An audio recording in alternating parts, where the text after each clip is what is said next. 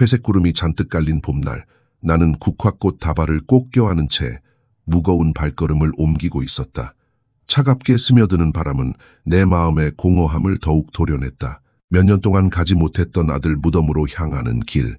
그 길이 어쩌면 내 생에 가장 두려운 길이었다.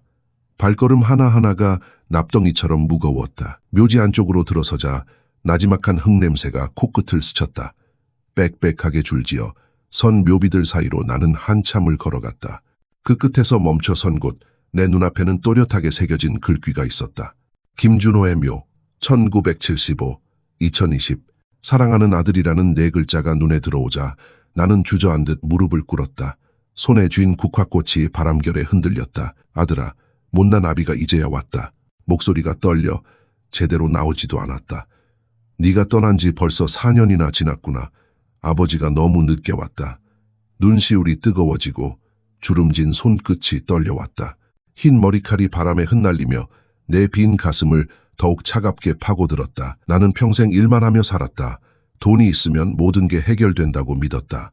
하지만 그 믿음이 결국 내 아들을, 내 가족을 모두 잃게 만들었다는 걸 이제야 깨닫는다. 아내가 병으로 세상을 떠날 때도, 준호가 힘들다던 그 순간에도 나는 곁에 없었다.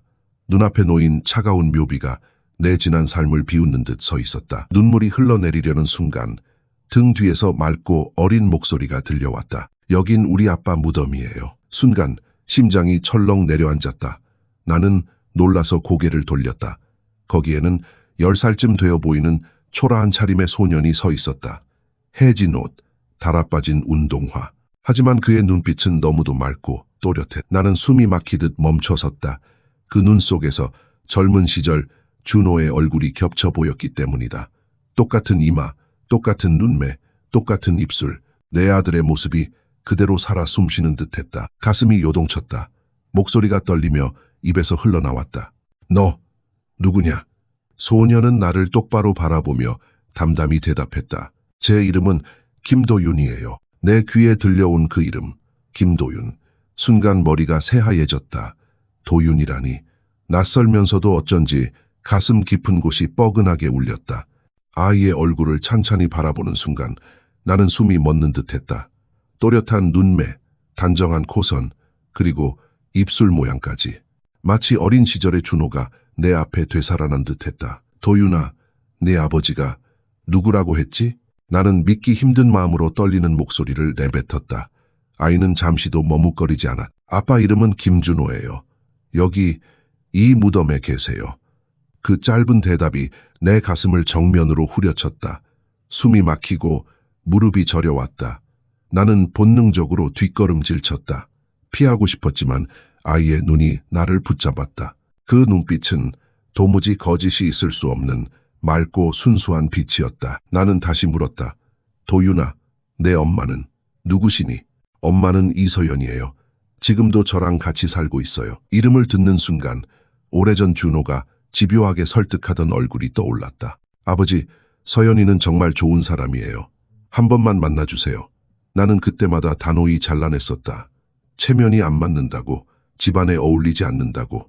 그 순간마다 준호의 눈빛이 얼마나 절망적이었는지를 나는 외면했다. 지금 내 앞에 서 있는 이 아이, 바로 그 선택의 결과였다. 내가 인정하지 않았던 며느리의 성을 따르고 세상 어디에서도 환영받지 못한 채 살아가는 손자. 그런데도 아이는 맑은 눈으로 당당하게 나를 바라보고 있었다. 할아버지는 누구세요? 도윤의 목소리는 호기심 가득했지만 나에겐 칼날처럼 꽂혔다. 대답해야 하는데 입술이 떨어지지 않았다. 눈앞이 흐려졌다. 가슴 속에서 뭔가가 무너져 내리고 있었다. 나는... 하지만 끝내 목소리는 나오지 않았다. 바람이 스쳐가며 무덤이 꽃잎을 흩날렸다. 흙냄새와 섞인 차가운 바람 속에서 나는 더 이상 도망칠 수 없음을 느꼈다. 지금까지 외면해온 진실이 내 앞에서 어린아이의 목소리로 생생하게 살아나고 있었다. 나는 고개를 숙였다. 손끝이 부르르 떨렸다. 마음속에 피할 수 없는 질문이 울려 퍼졌다. 저 아이는 정말 내 손자가 맞는가? 나는 무덤 앞에 얼어붙은 사람처럼 서 있었다. 아이의 이름과 눈빛, 그리고 그가 내 아들 준호의 무덤을 아빠 무덤이라 부른 순간 모든 퍼즐 조각이 맞춰지듯 가슴이 쿵 내려앉았다. 인정하고 싶지 않았던 진실이 내 앞에 서 있는 것이었다. 너, 내 이름이 다시 뭐라고 했지? 나는 다시 물었다. 아이는 또렷하게 대답했다. 김도윤이에요. 엄마 성을 따라요. 엄마 성을 따른다. 그 말은 곧 내가 인정하지 않았던 며느리 이서연의 아들이라는 뜻이었다. 준호가 대학 시절 그렇게 사랑한다며 내게 소개하고 싶어 했던 여자. 나는 그때마다 고개를 저으며 집안 체면에 안 맞는다라며 단호히 거절했다. 준호의 눈빛은 점점 빛을 잃어갔고 결국 그는 다른 여자와 법적으로 결혼해야 했다. 하지만 마음은 끝내 서연에게 가 있었던 것. 그 모든 결과가 지금 내 앞에 이 소년으로 이어진 것이었다. 내 핏줄, 내 손자. 그러나 단 한 번도 내가 인정하지 않았던 아이. 심장이 조여오듯 답답했다.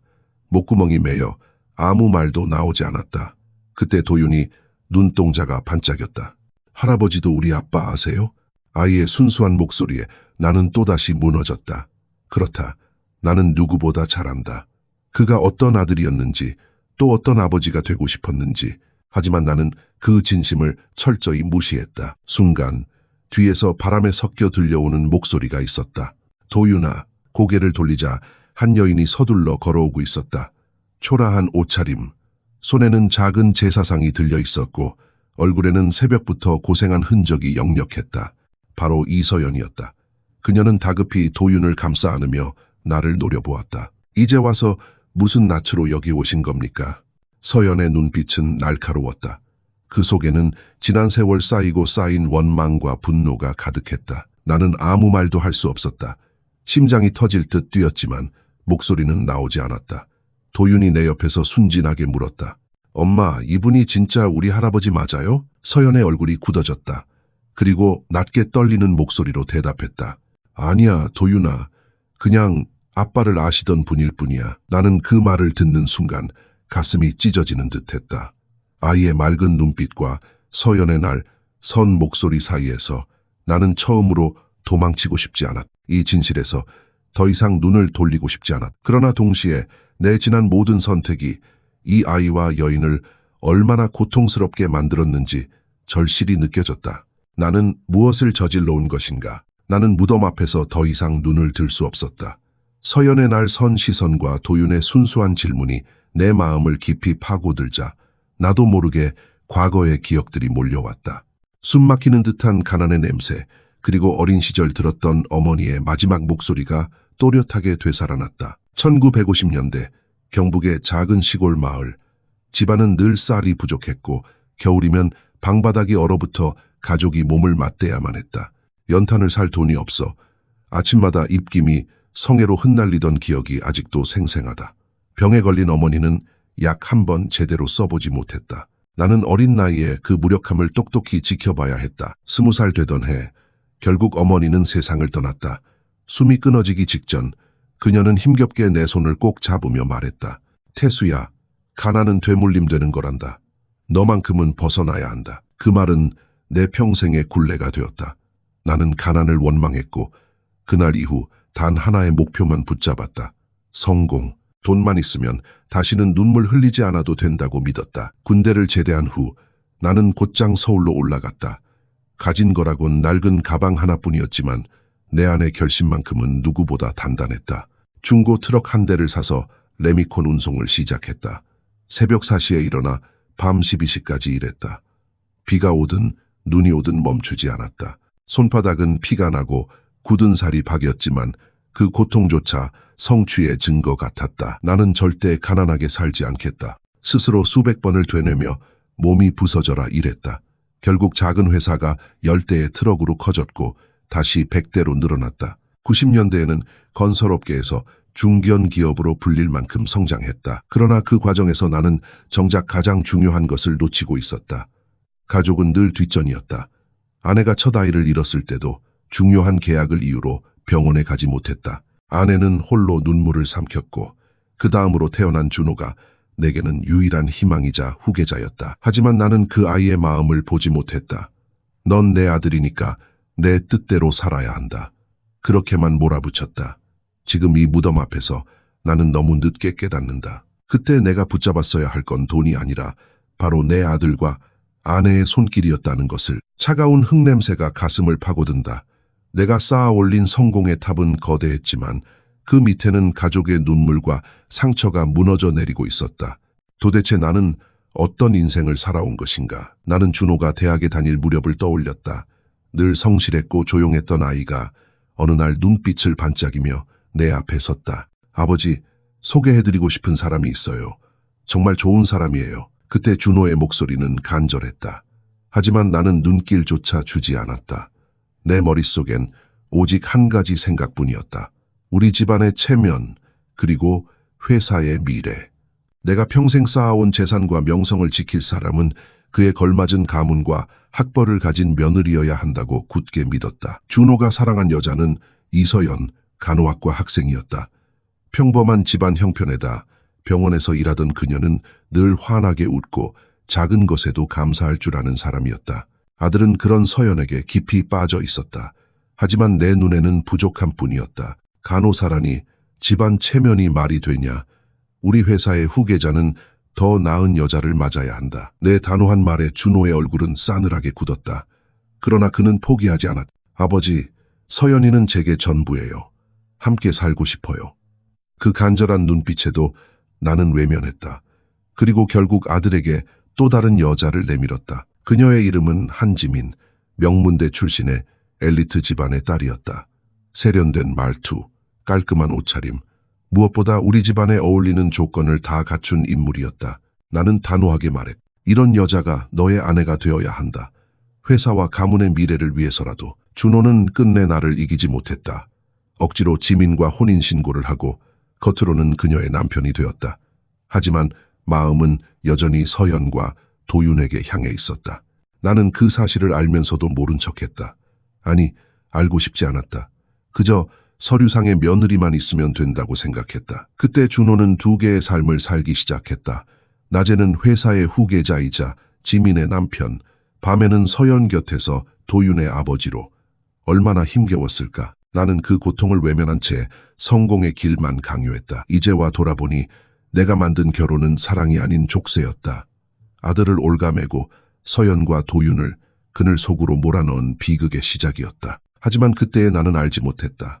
오히려 만족스러워하며 스스로를 자랑스러워했을 뿐이었다. 내가 옳았다는 착각이 결국 아들을 불행으로 몰아넣고 있었다. 그리고 그 불행은 곧 돌이킬 수 없는 비극으로 이어졌다. 그날 밤의 기억은 지금도 내 가슴을 무겁게 짓누른다.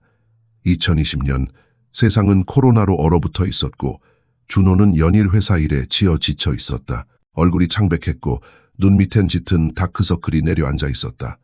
직원들조차 걱정스러운 눈빛으로 속삭였다. 부장님, 오늘은 좀 쉬시죠. 대리운전 부르세요. 하지만 준호는 고개를 저었다. 집에 가야 해. 서연이랑 도윤이가 기다리고 있어. 그 말에는 따뜻한 그리움이 묻어 있었다. 그러나 그의 어깨는 무겁게 처져 있었고 두 눈은 당장이라도 감길 듯 흔들렸다. 그 순간 한지민이 회사로 찾아왔다.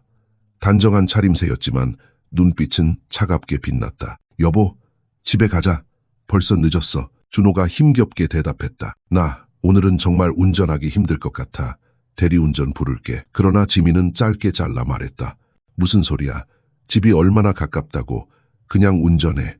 그리고 차 열쇠를 억지로 그의 손에 쥐어주었다. 동료들이 말렸다. 사모님, 오늘은 도저히 안 되겠습니다.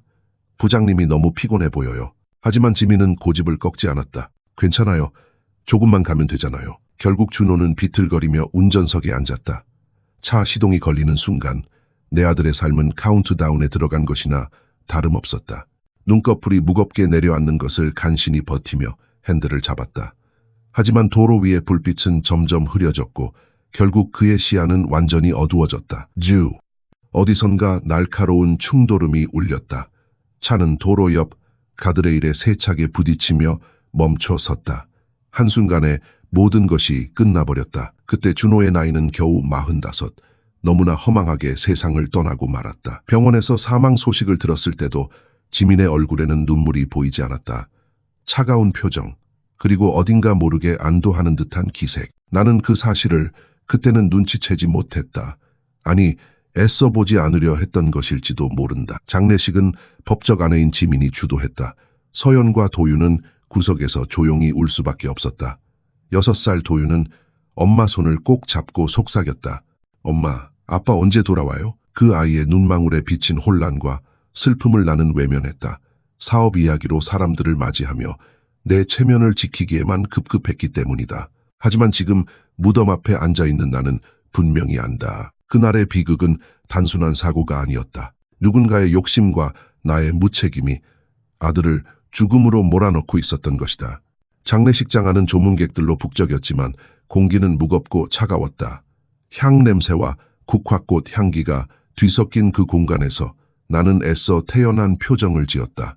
사업은 잘 진행되고 있습니까? 라며 웃어 보이며 손님들과 악수를 나눴다. 아들을 잃은 슬픔보다 체면을 지키는 일이 더 우선이라 생각했던 것이다. 한쪽 구석, 시선을 피하듯 앉아있는 두 모자가 있었다.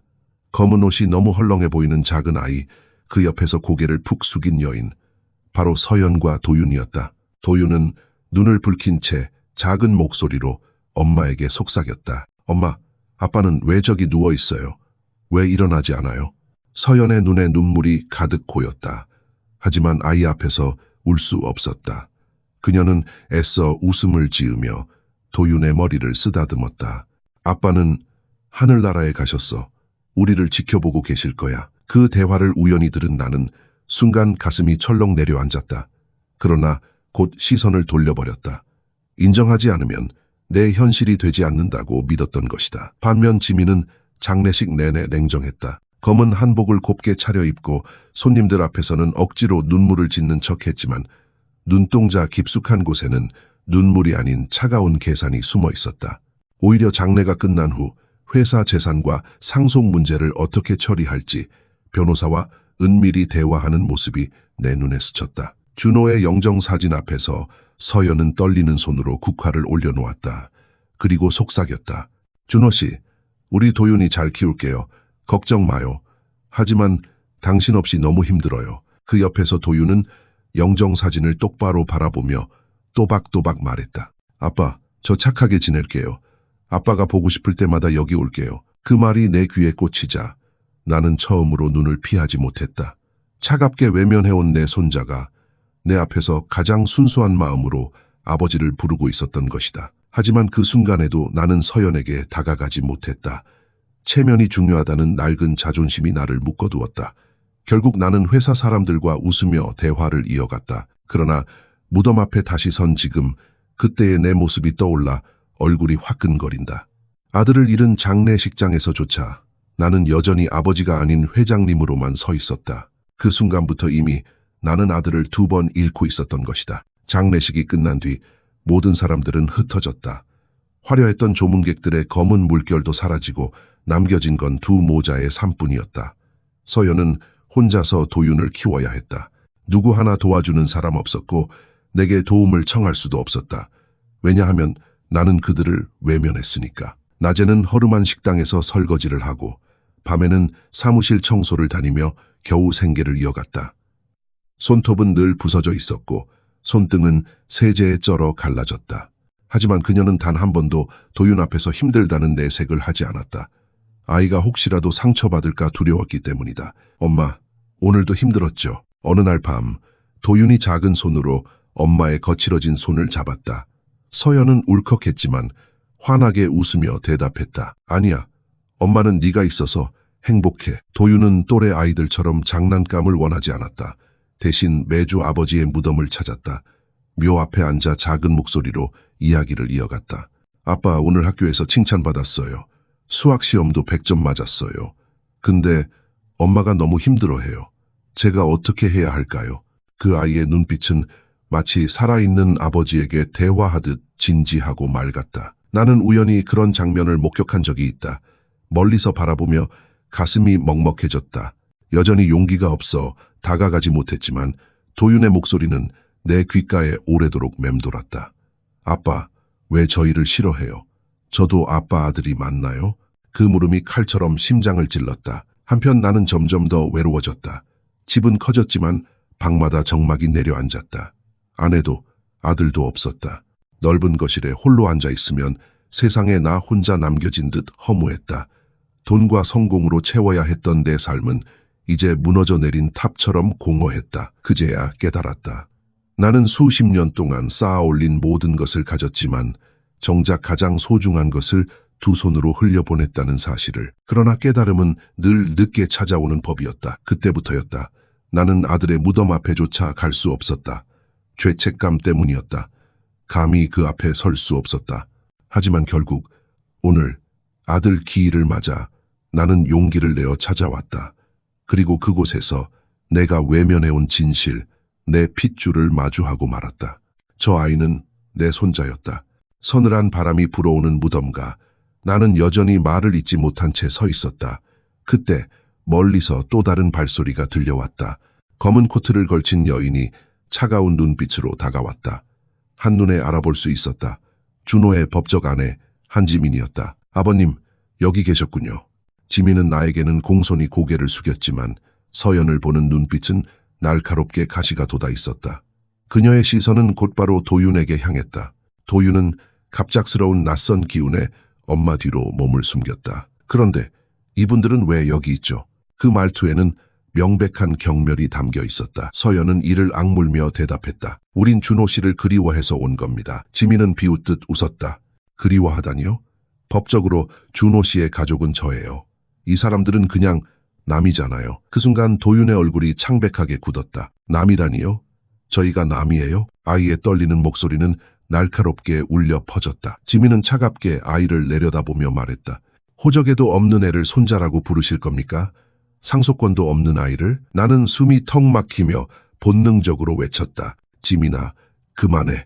그러나 그녀는 멈추지 않았다. 서연은 두 팔로 아이를 감싸 안았다. 그녀의 목소리는 떨렸지만 단호했다. 서류 한 장이 사람의 마음을 대신할 수는 없어요. 준호가 진심으로 사랑한 건 우리였어요.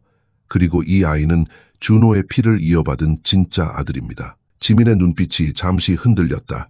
그러나 곧 다시 굳어졌다. 사랑이요. 웃기지 마세요. 법은 저를 아내로 인정했고 저만이 그 모든 권리를 가졌습니다. 이 아이는 아무것도 아니에요. 그 잔인한 말에 도윤은 결국 눈물을 터뜨렸다. 작은 몸이 떨리며 아버지 묘비에 엎드려 울부짖었다. 아빠, 저희가 잘못한 게 뭐예요? 왜 사람들은 저희를 싫어해요? 저는 정말 아빠 아들이 맞나요? 그 목소리가 메아리처럼 무덤가에 퍼졌다. 나는 그 자리에 못 박힌 듯 서 있었다. 한순간 내 가슴은 무너져 내리고 있었다. 이 순수한 아이에게 내가 준 건 인정이 아닌 상처뿐이었다. 도윤의 울음소리가 무덤가에 메아리치자 모든 공기가 무겁게 가라앉았다. 나는 가슴이 쪼개지는 듯한 통증을 느꼈다. 그 순수한 아이의 절규가 마치 내 모든 죄를 고발하는 듯했기 때문이다. 서연은 아이의 어깨를 감싸 안으며 떨리는 목소리로 말했다. 됐어, 도윤아. 네 잘못이 아니야. 우리가 잘못한 게 하나도 없어. 하지만 눈가에 맺힌 눈물은 멈추지 않았다. 그녀의 말 속에는 지난 4년 동안 홀로 버텨온 상처와 분노가 고스란히 담겨 있었다. 나는 입술을 깨물었다. 무언가라도 말하고 싶었지만 죄책감에 목이 메어 아무 말도 나오지 않았다. 그때 지민이 다시 차갑게 입을 열었다. 아버님, 보셨죠? 저런 여자와 아이 때문에 가문의 체면이 더럽혀지고 있습니다. 이런 식으로 계속 얽히시면 회사와 집안 모두 위험해져요. 그녀의 목소리는 칼날 같았다. 체면, 명예, 돈. 그녀는 여전히 그것들만 붙잡고 있었다.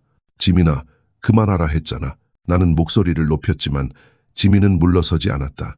오히려 한 걸음 더 앞으로 나서며 외쳤다. 법적으로 인정받지 못한 아이가 뭘 할 수 있겠어요? 아버님도 잘 아시잖아요.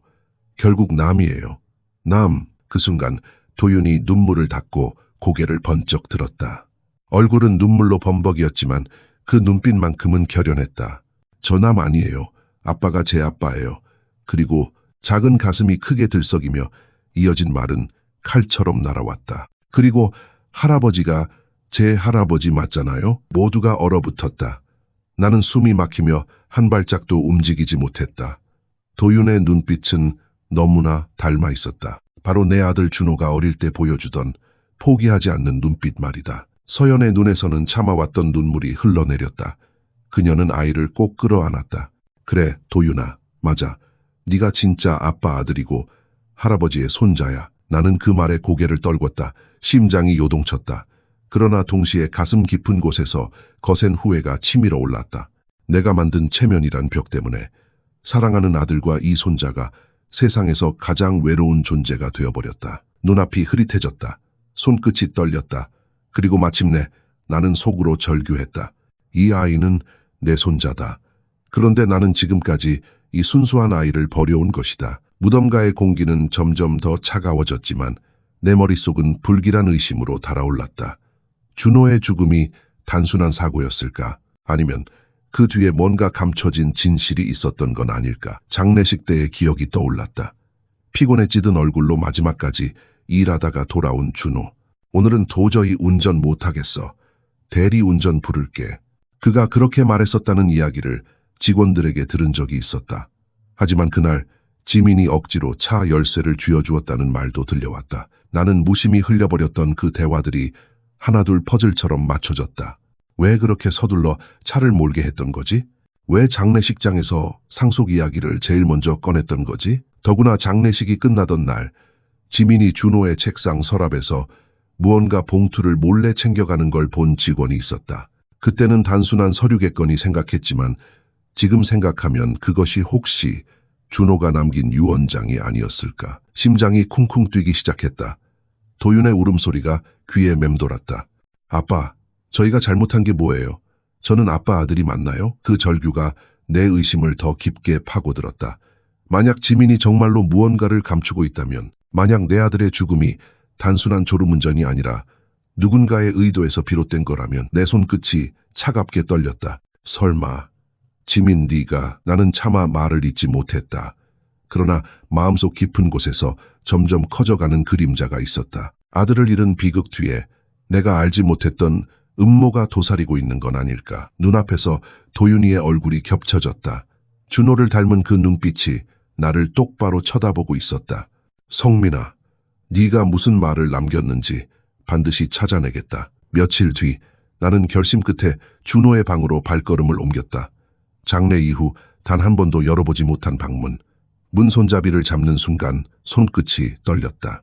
두려움 때문이었다. 그 안에는 내가 외면해온 아들의 삶, 그리고 진실이 고스란히 남아있을 것 같았다. 조심스레 문을 열자 공기 속에 묵은 먼지 냄새와 함께 준호의 흔적이 밀려왔다.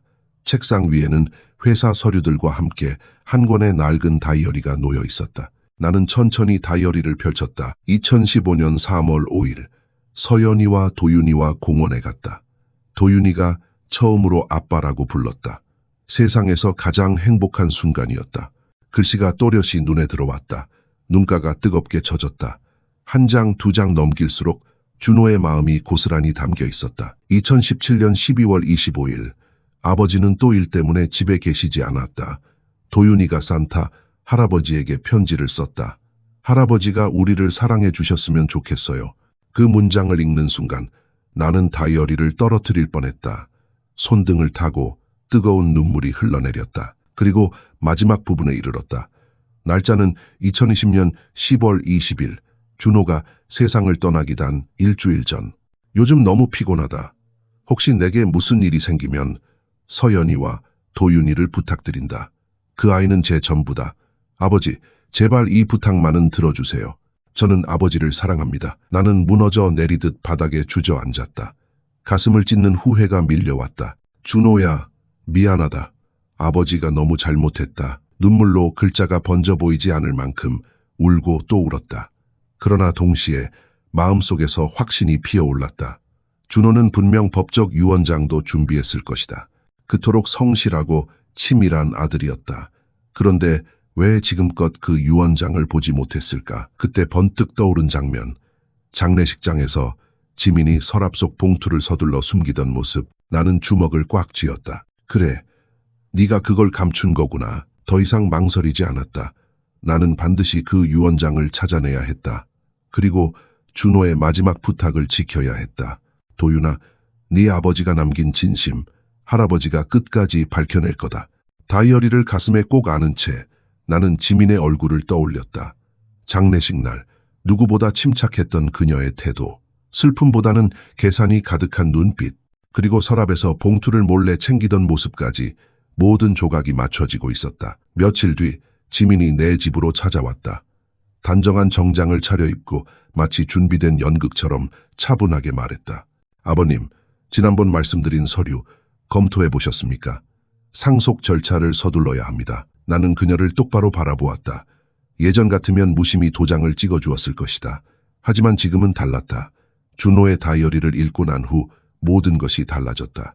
그 서류는 받을 수 없다. 내 목소리는 단호했다. 지민의 미소가 순간 굳었다. 아버님, 무슨 말씀이십니까? 법적으로 상속권은 전부 제게 있습니다.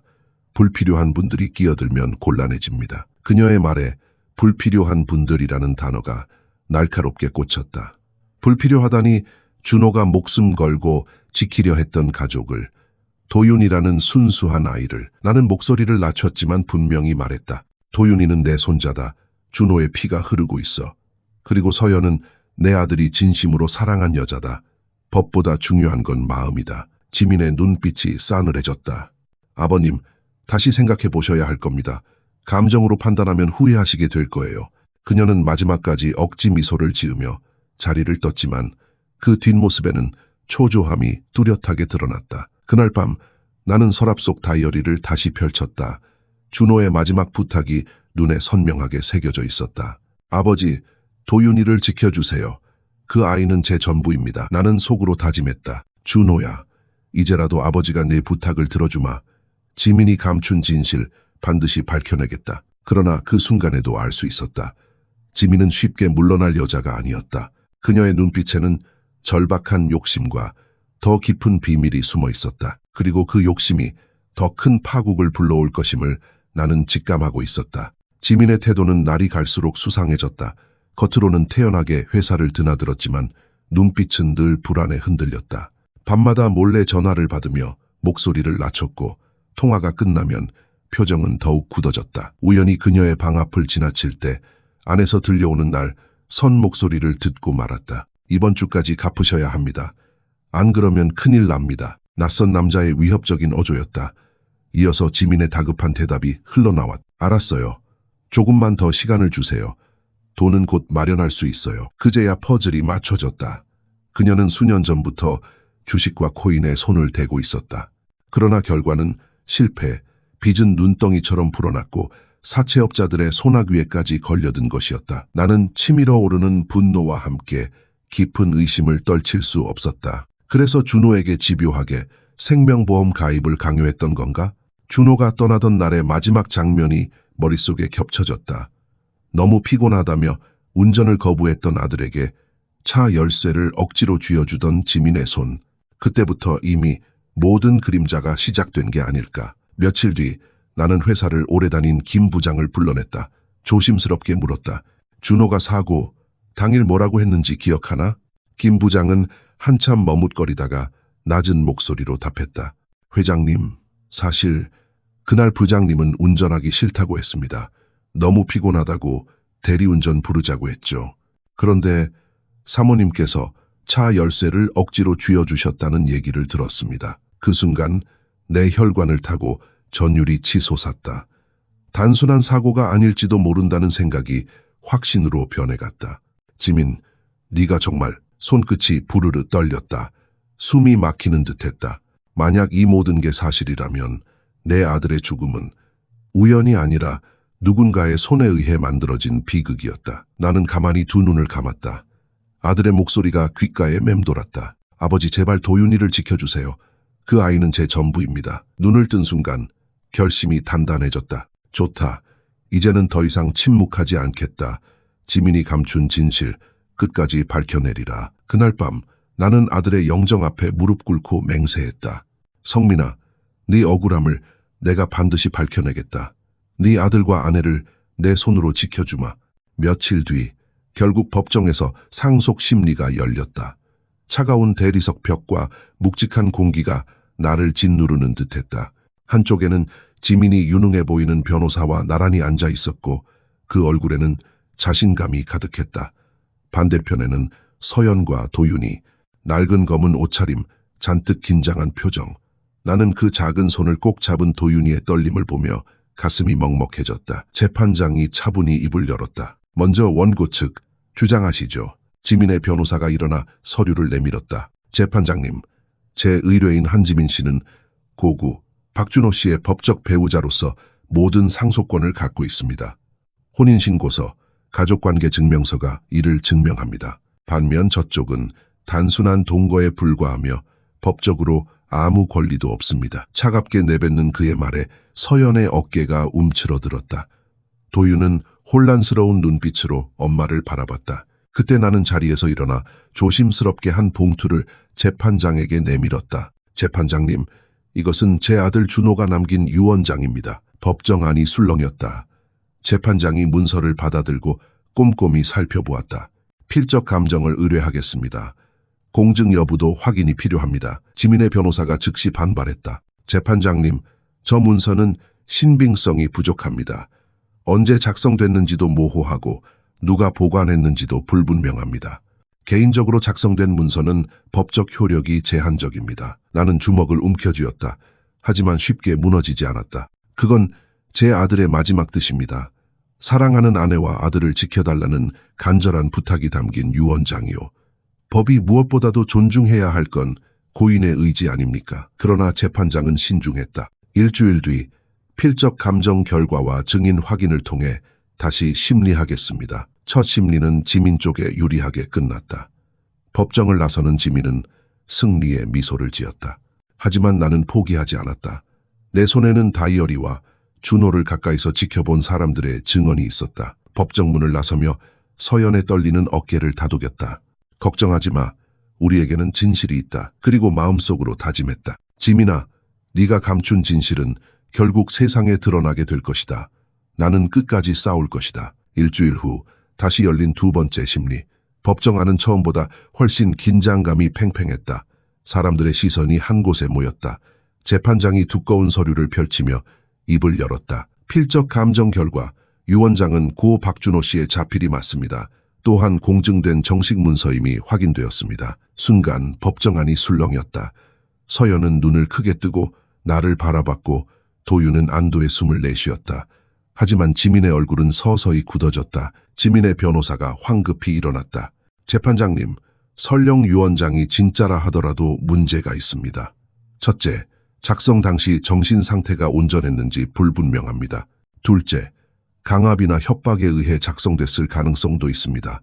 마지막으로 법적 배우자인 제 의뢰인을 완전히 배제한 것은 유류분 침해에 해당합니다. 그 말에 법정 분위기가 흔들렸다. 지민은 감정에 북받친 듯 자리에서 일어나 호소했다. 재판장님, 저는 5년 동안 법적으로 아내였습니다. 아플 때도 힘들 때도 곁에 있었어요. 그런데 이제 와서 저를 무시한다는 게 말이 됩니까? 저도 준호를 사랑했습니다. 그녀의 떨리는 목소리에 방청석 일부에서는 동정하는 눈길이 흘렀다. 재판장의 얼굴도 잠시 무거워졌다. 서연은 손끝이 하얗게 질리도록 도윤의 손을 쥐고 있었다. 아이는 두려움에 엄마를 올려다보았다. 엄마, 우리 또 버림받는 거예요? 그 순간 법정 뒤편에서 한 남자가 자리에서 일어섰다. 재판장님, 제가 증언하겠습니다. 모두가 뒤돌아보았다. 낯익은 얼굴이었다. 준호의 대학 동기이자 평생의 친구 김철수였다. 그는 차분히 앞으로 나와 서서 진중한 목소리로 말했다. 저는 준호가 유언장을 작성할 때 옆에 있었습니다. 어떤 강압이나 협박도 없었습니다. 그는 자발적으로 분명한 의지를 담아 문서를 작성했습니다. 지민의 얼굴이 창백해졌다. 김철수는 잠시 숨을 고른 뒤 이어서 폭탄 같은 말을 던졌다. 그리고 준호가 죽기 전 저에게 마지막 전화를 했습니다. 너무 피곤해서 운전하기 힘들다. 그런데 지민이가 계속 운전하라고 재촉한다고 말했습니다. 법정안이 얼어붙었다. 재판장은 심각한 표정으로 지민을 바라봤다. 지민은 자리에서 벌떡 일어나 외쳤다. 거짓말이에요. 저는 그런 적 없습니다. 하지만 이미 분위기는 바뀌어 있었다. 준호의 죽음이 단순한 사고가 아니라는 그림자가 드리워져 나는 주먹을 꽉 쥐며 속으로 다짐했다. 그래, 이제 진실이 드러나기 시작했다. 준호야, 조금만 더 기다려라. 네 억울함을 반드시 밝혀내겠다. 김철수의 증언이 끝나자 법정안은 술렁였다. 방청석 여기저기서 작은 목소리들이 오갔고 재판장의 얼굴은 점점 더 굳어졌다. 나는 그 순간 무겁게 가라앉았던 공기가 조금은 뒤집히고 있음을 느꼈다. 재판장이 조용히 입을 열었다. 증언자께 묻겠습니다. 고박준호 씨가 유언장을 작성한 시점에서 정신 상태는 온전했습니까? 김철수는 고개를 끄덕였다. 네, 분명했습니다. 그는 가족을 지키고 싶다는 마음으로 차분히 문서를 작성했습니다. 마지막까지 서연 씨와 도윤이를 부탁한다고 했습니다. 그 순간 서연의 눈에서 눈물이 터져 흘러내렸다. 도윤은 어린 눈으로 아버지 친구를 바라보며 속삭였다. 아빠가 정말 우리 생각했대, 엄마. 나는 가슴이 먹먹해졌다. 그러나 지민의 변호사는 쉽게 물러서지 않았다. 재판장님, 증언은 어디까지나 주관적 기억에 불과합니다. 객관적 증거는 아직 부족합니다. 그때 김철수가 잠시 망설이다가 또 다른 사실을 내뱉었다. 준호가 마지막으로 제게 남긴 말이 있습니다. 혹시 내가 갑작스레 죽으면 유언장을 꼭 법정에 제출해달라. 서연과 도윤이를 지켜달라고 했습니다. 순간 재판정 전체가 얼어붙었다. 방청석에서도 숨소리가 크게 들릴 정도로 고요해졌다. 재판장의 눈빛이 매서워졌다. 피고인, 이에 대해 반박할 것이 있습니까? 지민은 얼굴이 창백해진 채로 흔들렸다. 그녀는 급히 자리에서 일어나 외쳤다. 거짓말입니다. 준호 씨는 저만 사랑했어요. 저만이 아내였다고요. 그러나 그 말은 공허하게 울렸다. 방청석 사람들의 시선은 이미 차갑게 변해 있었다. 나는 그 순간 마음속 깊은 곳에서 끓어오르는 분노와 안도감을 동시에 느꼈다. 지민아, 나는 속으로 중얼거렸다. 너의 가면은 이제 벗겨지고 있다. 네가 감춘 진실은 반드시 드러날 것이다. 재판장의 망치 소리가 법정을 울렸다. 오늘 심리는 여기까지. 유언장 은닉 혐의와 고박준호 씨 사망과 관련된 정황은 수사 의뢰하겠습니다. 그 소리를 듣는 순간 나는 확신했다. 이제 진실은 드디어 문 앞까지 다가왔다. 법정을 나서는 순간 지민의 얼굴은 완전히 굳어 있었다. 처음엔 자신감에 차있던 표정이었지만 이제는 두려움과 분노가 교차하고 있었다. 그녀는 나와 서연을 노려보며 이를 악물었다. 끝난 줄 아세요? 절대 이렇게 못 끝내요. 날카로운 목소리가 복도에 메아리쳤다. 서연은 도윤을 뒤로 감추며 떨리는 눈빛으로 그녀를 응시했다. 며칠 후 지민의 행동은 더 거칠어졌다. 밤늦게 술에 취해 돌아오거나 휴대폰으로 누군가에게 끊임없이 전화를 걸어 협박하듯 소리치는 모습이 목격됐다. 내가 여기서 무너지면 끝이야. 반드시 되찾아야 해. 반드시. 하지만 그녀의 주변은 점점 무너지고 있었다. 투자 실패로 진 빚은 감당할 수 없는 수준으로 불어났고 채권자들은 집 앞까지 찾아와 문을 두드렸다. 한지민 씨, 이번 주 안에 돈 못 갚으면 어떻게 되는지 알지? 지민은 커튼 뒤에서 떨며 숨었지만 그 눈빛에는 여전히 광기가 번뜩였다. 나는 그 모든 사실을 하나둘 알게 되면서도 마음이 무거웠다. 분노보다 더 크게 다가오는 건 두려움이었다. 이 여자가 궁지에 몰리면 어떤 짓이든 할 수 있겠다는 불길한 예감 때문이었다. 서연은 내게 조심스레 말했다. 회장님, 저 사람 점점 위험해지고 있어요. 저와 도윤이한테 무슨 짓을 할까 두려워요. 나는 그 말을 듣고 가슴이 철렁 내려앉았다. 도윤은 여전히 순수한 눈빛으로 엄마 곁에서 자라고 있는데 그 아이에게 또 상처가 닥칠지도 모른다니. 밤이 깊어질수록 내 불안은 커졌다. 침대에 누워도 눈을 감을 수가 없었다. 그때마다 귓가에 울려 퍼졌다. 아빠, 저희가 잘못한 게 뭐예요? 저는 아빠 아들이 맞나요? 도윤의 울음 섞인 목소리였다. 나는 결국 마음속으로 결심했다. 더 이상 지민을 방치하지 않겠다. 이젠 직접 막아야 한다. 아들을 위해, 손자를 위해 반드시. 며칠 뒤 예상치 못한 연락이 내게 찾아왔다. 준호의 대학 동기이자 가장 가까운 친구였던 김철수였다. 그는 다급한 목소리로 말했다. 회장님, 꼭 드려야 할 게 있습니다. 준호가 떠나기 전 저한테 맡겨둔 게 있어요. 나는 곧장 그를 만나러 나갔다.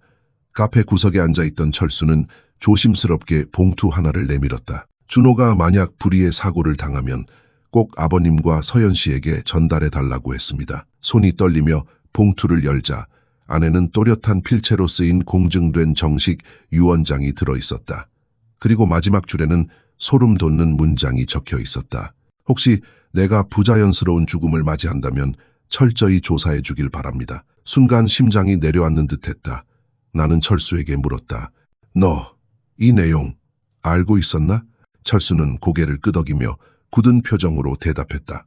사실 준호가 생명보험 문제로 많이 불안해했습니다. 지민 씨가 집요하게 가입을 강요했다고 했어요. 마지막 날도 저한테 전화를 걸어 너무 피곤해서 운전하고 싶지 않은데 지민이가 계속 밀어붙인다고 했습니다. 내 머릿속이 새하얘졌다. 준호의 죽음이 단순한 졸음운전이 아니었음을 증명하는 단서였다. 나는 떨리는 목소리로 중얼거렸다. 지민, 네가 결국 서연에게 이 사실을 전했을 때 그녀는 눈앞이 무너져 내린 듯 울음을 터뜨렸다. 준호 씨가 끝까지 우리를 지키려고 했던 거군요. 그녀의 두 손은 유언장을 꼭 움켜쥔 채 떨리고 있었다. 도윤은 엄마 곁에서 조용히 물었다. 엄마, 아빠가 정말 우리 생각했어요? 서연은 아이를 꼭 끌어안으며 흐느꼈다. 그래, 도윤아. 아빠는 마지막 순간까지 우리만 생각했어. 나는 그 장면을 보며 마음 깊은 곳에서 뜨거운 무언가가 솟구쳤다. 준호야, 이제 아버지가 내 마지막 부탁을 이룰 거다. 내 아들과 아내를 반드시 지켜내마. 그리고 진실을 끝까지 밝혀내마. 내 안에서 오랫동안 잠들어 있던 결심이 마침내 깨어났다. 더 이상 뒤돌아보지 않겠다. 이제 마지막 싸움이 시작된다.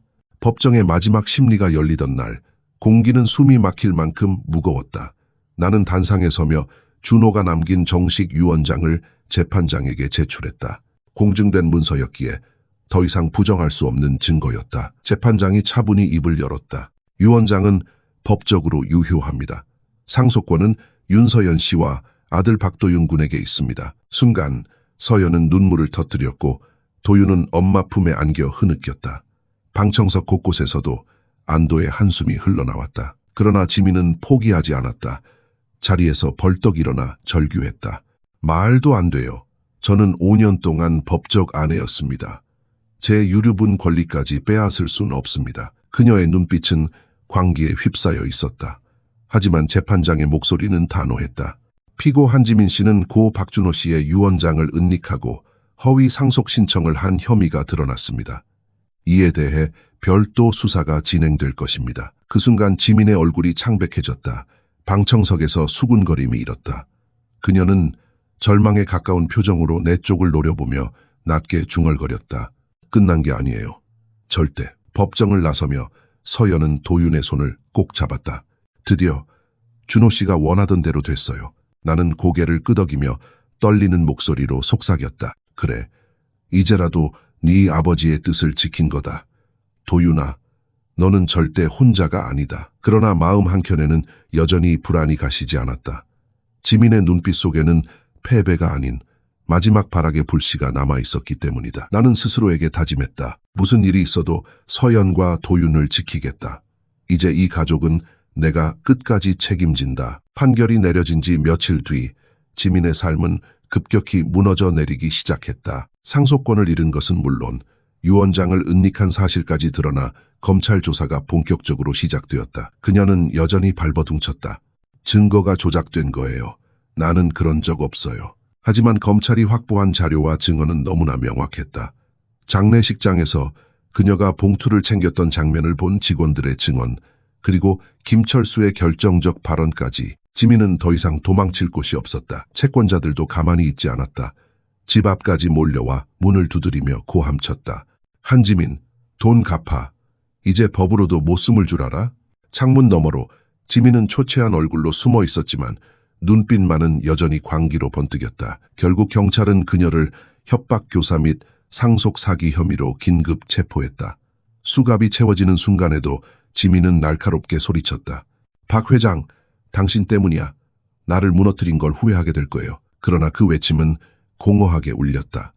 아무도 그녀를 두려워하지 않았고 모두 차갑게 등을 돌렸다. 나는 법정에서 마지막으로 그녀와 마주했을 때 오히려 연민이 느껴졌다.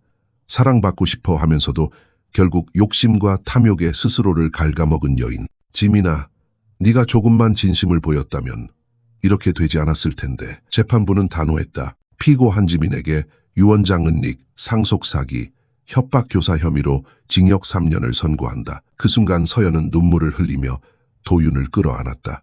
아이는 작은 목소리로 물었다. 엄마, 이제 우리 안전한 거죠? 서연은 고개를 끄덕이며 속삭였다. 그래, 도윤아. 이제 정말 끝났어. 나는 그 모습을 보며 깊이 숨을 들이켰다. 마침내 어두운 그림자가 사라지고 있었다. 하지만 내 마음속에서는 또렷한 다짐이 피어올랐다. 준호야, 내 아내와 아들은 이제 내가 지킨다. 남은 생을 걸고라도.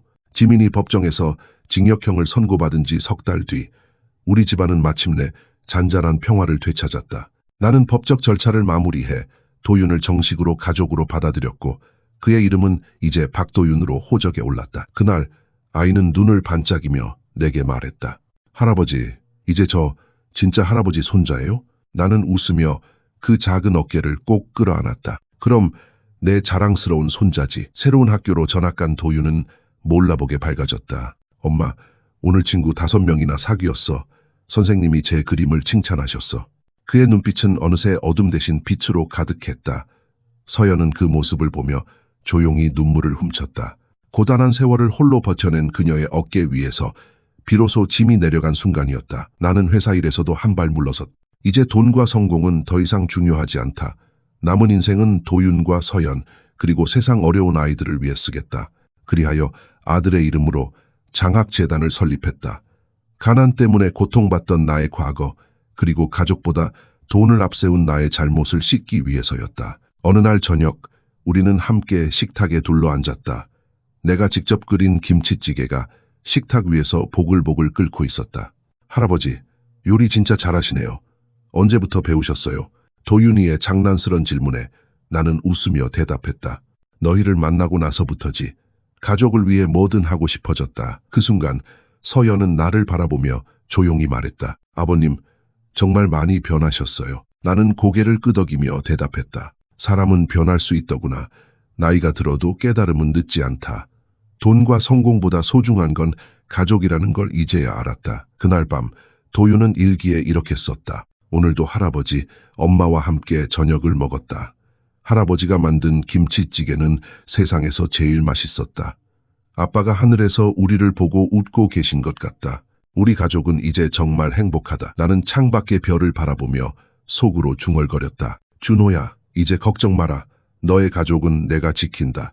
늦었지만 진짜 아버지가 되어주겠다. 그리고 알았다. 돈으로는 살 수 없는 것, 바로 가족의 사랑이야말로 인생의 가장 빛나는 보물이라는 사실을.